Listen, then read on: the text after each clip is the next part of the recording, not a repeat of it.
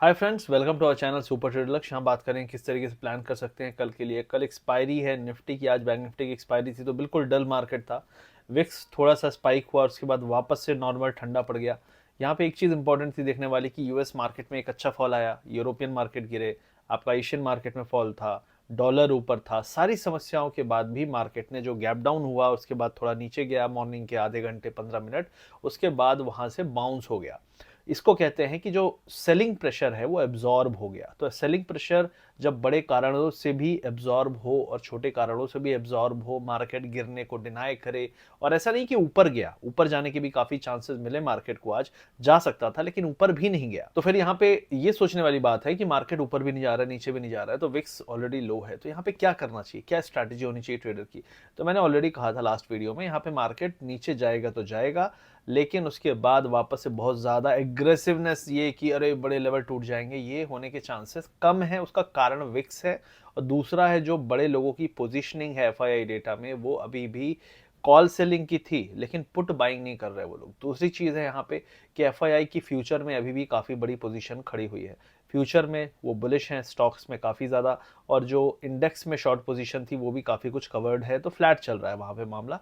और कोई ऐसी कॉल बाइंग भी नहीं हो रही है, पुट बाइंग भी नहीं हो रही है। और जो रिटेलर है वो कभी कॉल बाय कर रहा है, एक दिन पुट बाय कर रहा है। आज मोस्ट प्रॉब्ली जो डेटा आएगा शाम को तो आपको उसमें दिखेगा कि रिटेलर ने, आम आदमी ने पुट बाय किया होगा, ना कि कॉल बाय। और कल ये कॉल बाय करके गए थे। तो नेट नेट हर दिन क्या हो रहा है कि वो कहीं ना कहीं फंस रहे हैं, उसके बाद वो अपनी पोजीशन कैरी कर रहे हैं, लेकिन जो ओवरऑल मार्केट क्या कर रहा है वो सिर्फ एक चीज कर रहा है, वो डिके। तो प्रीमियम आपके डिके हो रहे हैं, दैट्स द ओनली गेम। तो मुझे ऐसा लगता है यहाँ पे मार्केट में अभी यही चलने वाला है फिलहाल। और 1 से 2 दिन, मतलब ये फ्राइडे तक, तो मुझे लगता है कोई बहुत बहुत बड़े मूव की उम्मीद मैं नहीं कर रहा हूँ। हो गया तो अच्छी बात है, लेकिन मेरे जो लेवल्स मार्क करके रखे उस पर मैं नजर रखूंगा। यूएस मार्केट फिलहाल जो फ्यूचर्स हैं वो फ्लैट हैं, सुबह रेड थे, थोड़ी सी अभी बाउंस हुआ है। और अभी यहाँ पे देखेंगे आप, डॉलर हाई पे चल रहा है, जो यील्ड्स हैं वो आपकी हाई पे चल रही हैं, जो क्रूड ऑयल प्राइसेस है वो हाई पे चल रहे हैं, और गोल्ड भी हाई पे चल रहा है। इनफैक्ट गोल्ड ने अपने ऑल टाइम हाई के लेवल भी तोड़े हैं। ऑलमोस्ट $2293 चल रहा है। सिल्वर भी भागना शुरू हो गया है। तो मुझे लगता है कि ये सारी चीज़ें हैं कि सब कुछ अपने हाई पे है, मार्केट भी हाई पे है, तो समथिंग विल गिव अप। कोई ना कोई चीज़ गिव अप करेगी। इतिहास गवा रहा है, 10-15 साल से मैं देख रहा हूँ मार्केट को, कि कुछ ना कुछ गिव अप करेगा। और यहाँ पे मैं ये मानता हूँ कि गोल्ड इज राइट। गोल्ड जो भाग रहा है, गोल्ड जेन्युइनली भाग रहा है, तो मार्केट गिव अप करने के चांसेस ज़्यादा होंगे, ना कि गोल्ड के। और गोल्ड जब भी इस तरीके का ब्रेकआउट करता है जैसे अभी कर रहा है, तो यहाँ से और ऊपर जा सकता है। मैंने ऑलमोस्ट 1 डेढ़ महीने पहले एक व्यू दिया था ट्विटर पे कि ये 2050 था, तो 2250, 2250 का टारगेट दिया था मैंने कि 1 महीने में आ सकता है। ये उसको भी पार कर गया है। अब जो अगला टारगेट मेरे को दिख रहा है वो 2450 है। 2450 से लेके 2450 से 2500 के लेवल तक डॉलर में जा सकता है आपका सोना। मतलब गोल्ड सिल्वर में अच्छी खासी ब्रेकआउट है, अच्छा खासा रैली है, और ये रैली कंटिन्यू और रहेगा। अब यहाँ पे चलते हैं, बात कर लेते हैं इंडियन मार्केट में क्या हुआ। तो लेवल की बात करेंगे, यहाँ पे स्क्रीन में आप चार्ट भी देख सकते हो, मार्क करके मैंने लगा दिया है।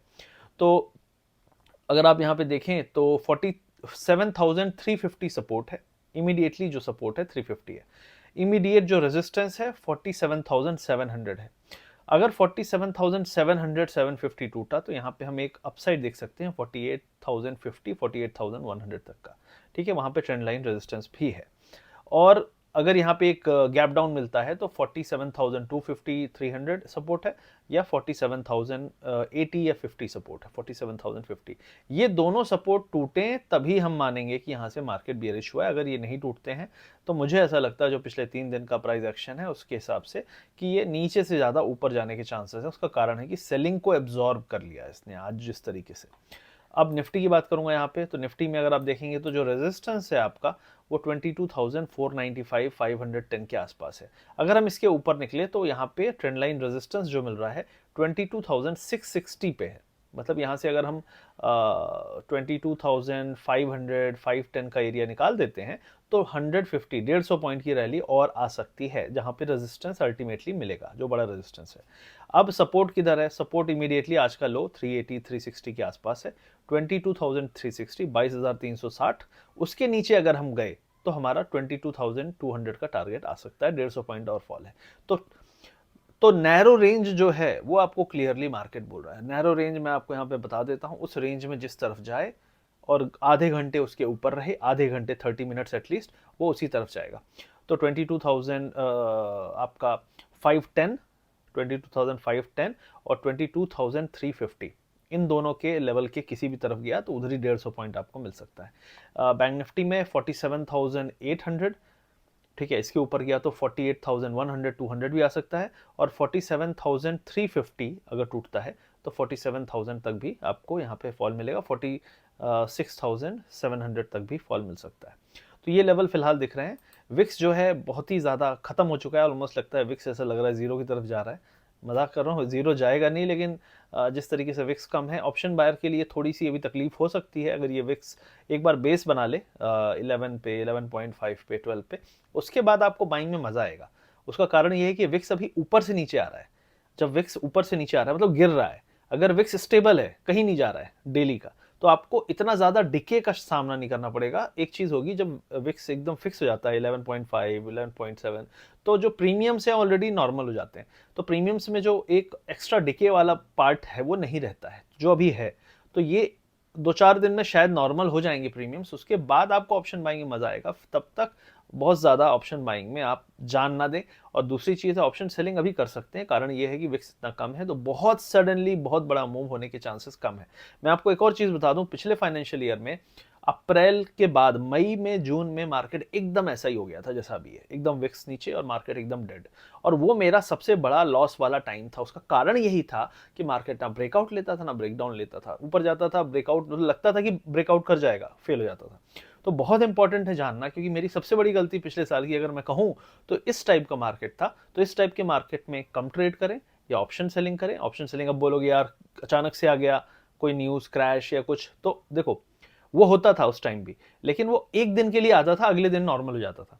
मतलब होगा क्या कि जब विक्स कम हो जाएगा, प्रीमियम कम हो जाएंगे, अचानक से अगर कोई बड़ा न्यूज आएगा तो आप देखोगे एक ही दिन में प्रीमियम 3-4 गुना भागते थे, और फिर अगले दिन से फिर नॉर्मल हो जाते थे। तो एक दिन के झटके लगेंगे, लेकिन उस एक दिन के झटके को आपको मैनेज करना पड़ेगा, इवन इफ आप ऑप्शन बाइंग कर रहे हैं। बस इसके लिए तैयार है ना। बाकी मार्केट अभी फिलहाल कुछ करता हुआ नहीं दिख रहा, जब तक ये जो रेंज और लेवल मैंने बता दिया ये टूट रहा है। तो ये फिलहाल मेरा व्यू है मार्केट के लिए। कुछ ज्यादा एक्टिविटी मैं एक्सपेक्ट नहीं कर रहा हूँ।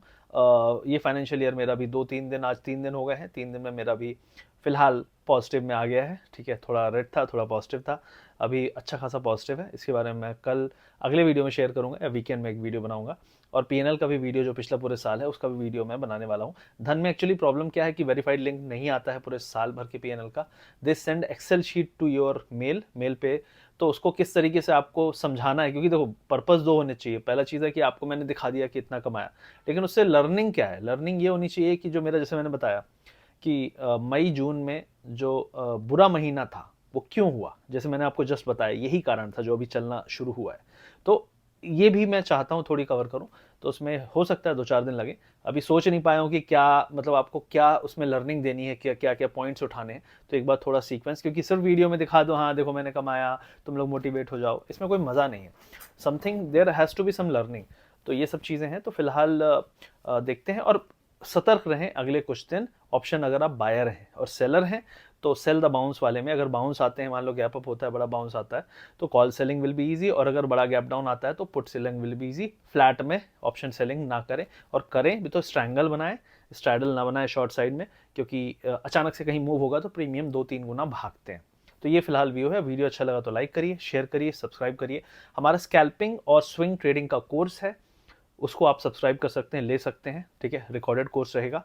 और एक हमारा A to Z प्रोग्राम है जो नए लोग हैं उनके लिए, जहाँ पे आप 35 आवर्स का आपको कंटेंट है, आप नए लोग सीख सकते हो, समझ सकते हो। वहाँ पे मैं FI डेटा और इन सब चीज़ के बारे में रेगुलरली जो डे टू डे होता है व्यूज़ अपने देता रहता हूँ, ताकि लोगों को समझ में भी आता रहे सीखते सीखते।